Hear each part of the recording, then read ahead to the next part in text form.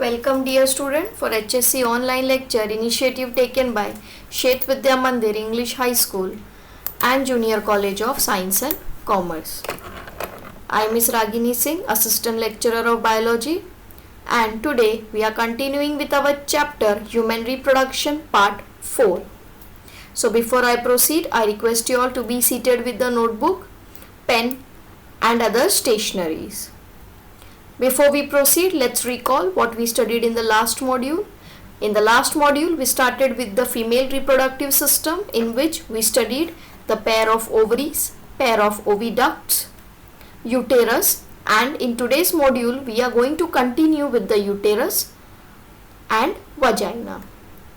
So this was the diagram that we studied, pair of ovaries. The main function is to produce the egg and to release or to secrete the female sex hormone, that is the estrogen and progesterone. Along with estrogen and progesterone, it also secretes the remaining three hormones. Every month the ovary is releasing one egg, and that is being catched by this fimbriae of the fallopian tube, where it goes to infundibulum. From infundibulum it goes to ampulla, and from ampulla to isthmus, and then to the uterus. The uterus, this is the central part, which is the uterus, and it consists of three parts: dome shape, body shape, and the cervix. Here the cervix, it has two orifices or the two opening, internal OS and the external OS. And finally this is connected to the vagina. Very important point of the fallopian tube, that is also called as the oviduct, was that the egg gets fertilized in the ampulla portion of the fallopian tube, and once it is fertilized, then after few days the implantation takes place in the uterus. So in today's module we will continue with the uterus part. We are dealing with the reproduction chapter, and in that specifically we are dealing with the sexual reproduction. As studied, uterus is also called as the womb. It is hollow, muscular, pear-shaped organ located above and behind the urinary bladder. It is about 7.5 cm long, 5 cm broad, and 2.5 cm thick. So this is the portion of the uterus, which is almost a muscular shaped organ, 7.5 cm long, 5 cm broad, and 2.5 cm thick. Three parts, that is the fundus, this one, body, the central one, and the cervix. The cervix portion consists of internal OS and the external OS. Now when you talk about this uterus itself, specifically this part, it consists of the three layers. Now in this uterus, if you talk about the outer layer, this one which I am highlighting with the red, it is the perimetrium. Internal to the perimetrium there is myometrium, and internal to myometrium there is endometrium. So your uterine wall consists of three layers: outermost perimetrium, middle thick muscular. If you look at this portion, this is very thick, and it is called myometrium. It is made up of thick layer of smooth muscles. Now whenever you talk about smooth muscle, we are very much clear that it is not under our control. It means its function is involuntary and it is not voluntary. So what is the main function of this myometrium? It plays a very important role during parturition, that is the childbirth. When it's a time for the baby to come out, this myometrium starts contracting. It gives a vigorous contraction of the muscles, causing labor, and finally the childbirth takes place. The innermost layer is called endometrium. This one, innermost, is called as the endometrium or mucosal membrane, and it is made up of stratified epithelium. Different types of epithelium we have studied in 11th standard chapter animal tissues.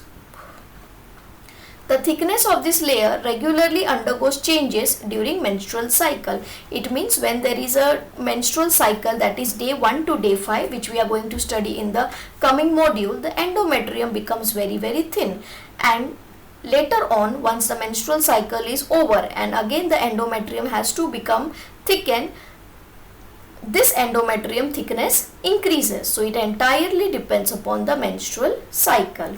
It is richly supplied with blood vessels and uterine glands. This provides nourishment to the developing fetus. This is the most important part of the uterus. This is the reason, one of the reason also, that for the 9 months we were actually placed here. This was our house for the exact 9 months in our mother's womb. That is the uterus. So your uterus consists of 3 main parts. If I start from the beginning: fundus, body and cervix. If you talk about the muscular layer, it consists of 3 layers: outer perimetrium, middle myometrium, which is the thickest, and inner endometrium. Out of these 3, the middle myometrium is responsible for the contraction, as it consists of the smooth muscle during parturition, which is also called as the labor pain. I hope till now everything was clear. Let's move ahead. This is the diagram of the smooth muscle. Now smooth muscle, if you talk about this, it is spindle shape, where you can see the apex is the narrow, whereas the central portion is broad, and in the center consists of the nucleus. So wherever this smooth muscle is present, the function is not under our control. Look at this diagram, very clear. This is the single layer, whereas this is the multi-unit smooth muscles, and they are attached to the nerve fibers. That's the reason digestion is not under our control. Similarly, the myometrium, that is the middle layer of the uterus, the contraction is also not under our control. It will get regulated once it gets a signal. Next is stratified epithelium. Now when you talk about the stratified epithelium, the strata itself means layer. So this is the stratified epithelium, this is the basement membrane, and here there are different layers of the cells, and that's why it is called stratified epithelium. Below the basement membrane, this is called lamina propria. So stratified epithelium, strata means one above the other. Vagina. Now what is this vagina? This is the vagina which is being connected via external OS of the cervix. Let's understand one term one by one. It is a tubular female copulatory organ. As in case of male, it was the penis which was the copulatory organ, whereas here in case of female, it is a tubular copulatory organ 7 to 9 centimeter in length. It lies between the cervix and the vestibule. Now what is the vestibule? In detail we are going to study in the next module. This vestibule is more typically the medical word. The vaginal wall has inner mucosal lining, and because of which the mucus is secreted and it is kept moist, preventing from the other fungal infection. The middle muscular layer and an outer adventitia layer. I repeat, the vaginal wall has 3 layers: the inner mucosal lining, middle muscular layer, and outer adventitia layer. The mucosal epithelium is stratified. It means it consists of many layers of cells, and non-keratinized means it is wherever the keratin is present, it is like a waterproofing substance, and whenever there is non-keratinized means it is not waterproof, and it stores glycogen. There are no glands, but cervical secretion of mucus is received in the vagina. The opening of the vagina into vestibule is called vaginal orifice. Orifice itself means opening. This opening is partially covered by a fold of mucous membrane called hymen.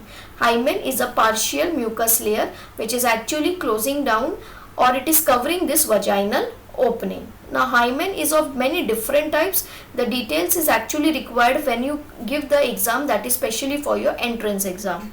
The vagina acts as passage for menstrual flow as well as birth canal during parturition. The main function of the vagina is basically for the menstrual flow, that is menstrual cycle, as well as birth canal during parturition. Whereas if you talk about the penis in case of male, its primary and secondary function is to release the urine also as well as the semen. But if you talk about the female, it has basically 3 different openings, out of which the one opening, that is the vaginal opening, is responsible for this menses and the birth delivery. Whereas urethral opening is responsible for the release of the urine. I hope this is very much clear to you all.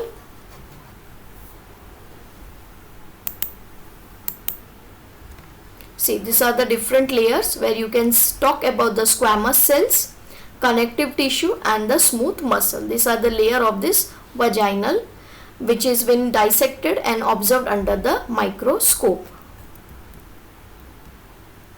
This is the vaginal orifice that we studied over here, that is the opening, and this vaginal orifice is covered by a mucous membrane of structure called as hymen.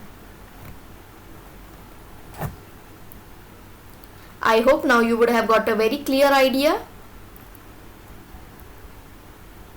Okay, so there is something called as uterus cancer. See, what is cancerous cells? Cancerous cells are something which has lost the control division. They are unconditionally and uncontrolled. They are dividing and dividing. So if it would have been a normal uterus, the lining would not be like this. But since it has developed the cancerous cells, it is showing this uterus cancer.